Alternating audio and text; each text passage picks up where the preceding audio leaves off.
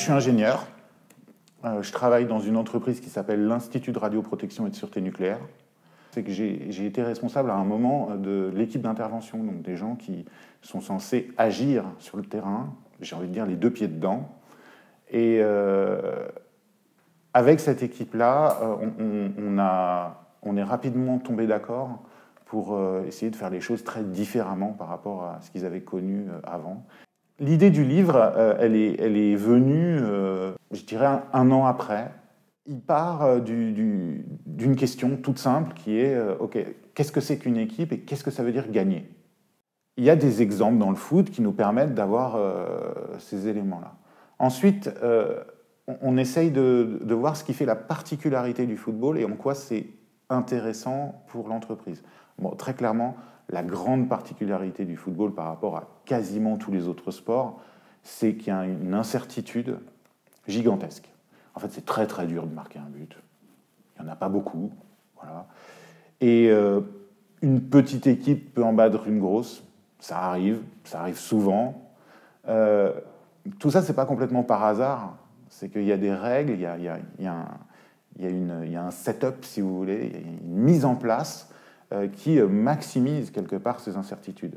Donc c'est assez étonnant parce qu'il y a plein de sports qui minimisent les incertitudes déjà. Là, on est dans complètement autre chose. Et pour le coup, c'est vraiment... alors là, le lien avec l'entreprise, il est direct. On est dans des gammes d'incertitudes qui sont tout à fait équivalentes, qui sont énormes. Alors pour moi, une entreprise qui réussit, c'est une entreprise qui arrive à faire la synthèse entre ce qu'elle fait et toutes ses parties prenantes. Et là, une victoire, c'est pas forcément changer le monde. C'est déjà aller dans la bonne direction. C'est déjà créer des espaces avec des gens qui vont s'y retrouver, sans pour autant que ça détruise tout le reste. Qu'est-ce qui produit du sens dans ce qu'on fait? Pas forcément dans ce qu'on pense, mais dans ce qu'on fait ensemble.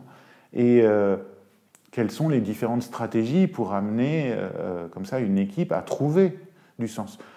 Cette question du sens, je pense que effectivement la philosophie d'Edgar Morin, et pas que d'Edgar Morin, enfin voilà, c'est dans toute cette mouvance, permet de se poser cette question-là d'une manière, d'une part, assez originale, qui laisse un petit peu de côté tous les mauvais réflexes qu'on a pu avoir depuis qu'on est tout petit, quand on est à l'école, etc., pour se focaliser sur cette espèce de respiration, de dialogique entre soi-même et le monde, tout simplement.